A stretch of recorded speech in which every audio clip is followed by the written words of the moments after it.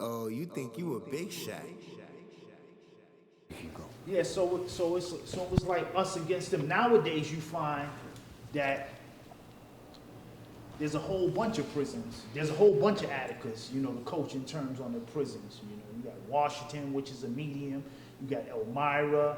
You got a whole bunch of facilities that, for the most part, is no different than the behavior from the administration, from the officers, in terms on, and over the years, and you could even Google it, and you'll find, just like in Fishkill, going back several years, they killed this dude, and this dude named Samuel Harrell, I think his name is. They killed him, just beat him to death. Beat him to death. Yeah, beat him to death. So back then, Yeah. Outspoken inmate. I can't recall what the situation was, but I don't think it was a situation, and they beat him to death. And I think he may have had some mental health stuff going on, but nothing that called for them beating him the way that they beat him. So when we look at what's taking place now in the street, just like most recently, where they just killed this guy in Memphis, that's been common practice inside those correctional facilities, and that's like the best kept secret. Of course, the media's not up in them prisons like that, and every now and then, it gets exposed, but there's no real accountability. It's very little accountability out here in free society when it comes to that. But inside, that's been going on forever inside those upstate prisons, man. But there's a lot of Atticas, and Comstock was the same way.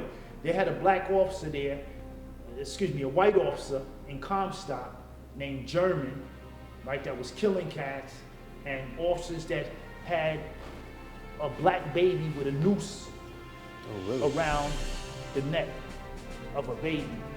Officer. A tattoo. Yeah, officer. Even though I'm off the door, I'm still getting emails and stuff. Really? Wow. He would openly show that. Well, no, it's not openly shown, but it was known that he had that door. That he got a black baby with a noose around the neck of the baby. So that just speaks to the mentality of officers. And when I was in Comstock, there was only 2 black officers in the whole facility. How were they? Were they fair? Were they? Who? Those Which one? black officers. I'm not sure because I didn't have a relationship with them. Oh, So okay. one of them was in the mess hall, and I didn't really hear nothing real negative, rumored about him, but I really can't say. How can the most violent prisoner you served with?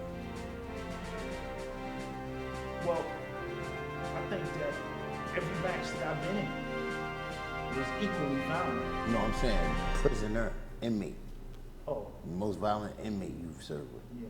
And I kind of try, and let me just, for this, and there's something when it comes to language. So there's certain terminology that we don't use, and when we come across it, we would be remiss not to speak about it. It's kind of like each one teach one. Okay. So the terminology with inmate, we don't use that. It's convict.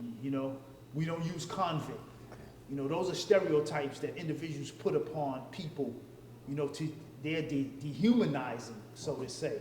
So I use formerly incarcerated, people who are incarcerated, because what happens is them officers, quote unquote, when you use words like inmate, which what the system use, and even now, most recently, it's been signed into legislation, right, that they got to remove that language from out of their systems. Oh.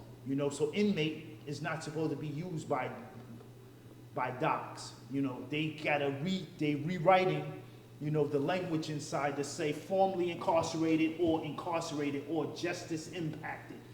Those are terminologies that's more humanizing, and there's a big push for people to pretty much to, just like in the hood growing up, and I know especially with the hip hop, and like some of the younger generations when it comes to the word nigga. But if you do the history, if you do the science and the math on that, and you look at, because that's for the most part derogatory, and it's and when you look at who was using the words, and now the younger generation say, nah, when I say it, I mean but you're taking something negative and trying to make it positive. So if they choose to do it that way, you know, they choose to do it. But I don't use the word other than if it's in quote or if I'm using it to educate and teach, you know, like nigga with inmate. So, but to your question, and we speak about someone, the most violent individual in the, to let docs tell it, D.O.C.C.S., they would say, what's this dude's name? He's the only individual that they put in solitary confinement for the rest of his life. And that, I'm trying to think of his name. And there's a book about him. His name escapes me at this time. I can't think of his name. It'll probably come to me, but they consider him, but he's not. You know, he's not. And I can't put my hand on one individual because there was many violent individuals, you know, in prison that I ran into. Give me a name that you can call off deck, or someone that you can call off deck. That was violent? Yes, that's what I'm talking about. Because everybody was violent, but I'm talking about the one that you can, a story that you can remember. Like, okay, this guy was. Well, there was one dude by the name of G.I., right? This guy named G.I. He was in prison because he killed his brother. And he was a big dude. He was maybe about 6'5", maybe about 220, 230. And me and him became real good friends. And I met him in Sing Sing, right? But he was a dude, and he was extremely violent. And his whole bid was making weapons.